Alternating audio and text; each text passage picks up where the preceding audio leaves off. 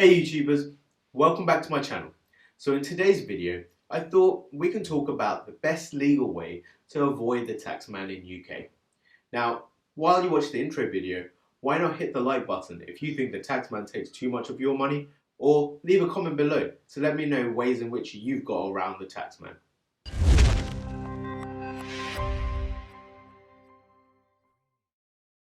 So, what is tax? Income tax is a tax you pay on your income, and your income can be money you earn from employment, profits you make if you are self-employed, including services sold through websites or apps, certain state benefits, most pensions, including state pensions, companies and personal pensions, and retirement annuities, rental income, benefits from your job, income from a trust, or interest on savings, as well as any profits that are made from stocks and shares, unless done within an ISA account and within the tax-free allowance. Now, everyone in UK is exempt from paying tax for the first £12,500 that they earn. Now then after, the threshold you hit is a basic rate tax band, where if you earn between £12,501 to £50,000, you are taxed at 20% for whatever you earn above £12,500. And then, if you earn between £5,001 to £150,000, you are then taxed 40% for however much you have earned over that £50,000 mark. And finally, we have the additional rate. This is where you are charged at 45% for anything you have earned above £150,000. So, why is part of our hard-earned money getting taken away? Well, HMRC collects our tax in order to help provide funding for public services such as the NHS, education, and the welfare system, as well as investment in public projects such as roads, rails, and housing. Now, it's great that the money that is being taken from us is going towards something that is actually helping us. However, I'm sure everyone would like to keep as much of that money as they can. Well, in UK, the easiest way to do this, legally, is with any money that you have left over, is to try and make more money out of it. But do this in a tax-free way. So, the best way of doing this is utilising ISA saving accounts. What is an ISA? Basically, it stands for Individual Saving Account.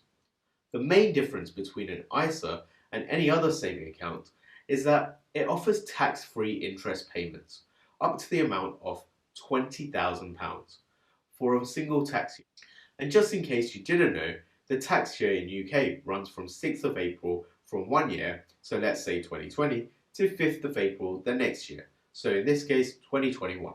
You are only allowed to have one active cash ISA every year. This means you can't open up multiple ISA accounts for different providers to save £20,000 in each of them.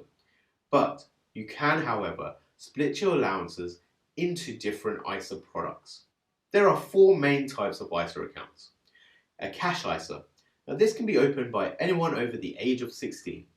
This is probably the safest option to saving money. However, always remember that when saving money into a cash ISA, make sure that the rate of inflation is not higher than the rate of interest. Otherwise, you're essentially losing money by saving it. Then we have Stocks and Shares ISA, otherwise known as investment ISAs. This is where you can invest your money in assets like shares, bonds, property, and commodities, and you don't need to pay any tax on the capital gains you make or income you may receive through it. You can start up one of these accounts if you're 18 or above. However, like always, whenever investing in the stock market, you are taking a risk that you could also lose your money as well.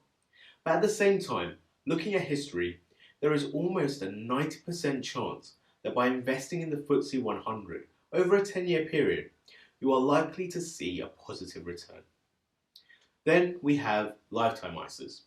Now this is an initiative to help you save up for your first home and or retirement, and you don't have to pay any tax on income you may receive as capital gains. This ISA also has many rules attached to it. First of all, the government will give you 25% of however much you decide to put into the account, up to a maximum of £1,000 a year. In order to start one of these accounts, you need to be at least 18 years but younger than 40. The max you can put into the account is £4,000 a year, and you are allowed to contribute to the ISA until you hit your 50th birthday. Now, in order to use the money to buy a house, you must be a first-time buyer and the home must cost less than £450,000. And once you open an account, you must keep it open for 12 months before you are able to take that money out as a deposit for a property. And you also need to use a solicitor or a conveyancer when purchasing your property. Your house must also be bought with a mortgage. Now, if you're not buying a property, you can only access your money once you are 60 years old, or in extenuating circumstances where you might be terminally ill. And if you choose to withdraw the money at an earlier date, you can be charged up to 25% of the amount that you withdraw. And finally, we have the Innovative Finance ISA. This ISA enables you to become a lender, providing loans to approved individuals and businesses through a peer-to-peer lending platform, in return for a fixed amount of interest over a set period and paying no tax on the interest that you earn. Now, the only problem here is that you are bypassing a bank. Therefore, your money is not protected by the Financial Service Compensation Scheme. So it is possible that borrowers can default and fail to pay you back. There are also junior ISA accounts, which you can set up for your kids, where there is an annual junior ISA allowance, which has currently got increased from £4,368 to £9,000 for a tax year of 2020 to 2021. But essentially, this helps you save up for your kids' future by putting money aside for them, where they end up becoming the legal owners and can only access the money once they turn 18. Now, I'm most interested in the stocks and shares ISA accounts because you can invest up to £20,000 in one of these accounts in a tax year, and any dividends or profits you make from buying and selling stocks are tax-free. Plus, by investing smartly, you can see long-term returns of 10% or more, which is why they interest me so much more than a cash ISA. Now, of course, there is a risk that you could lose your money as well, but this is why Warren Buffett says that investing is not for everyone, as you have to have the right mindset in order to not get scared of the market. And additionally, on top of these benefits, guess what?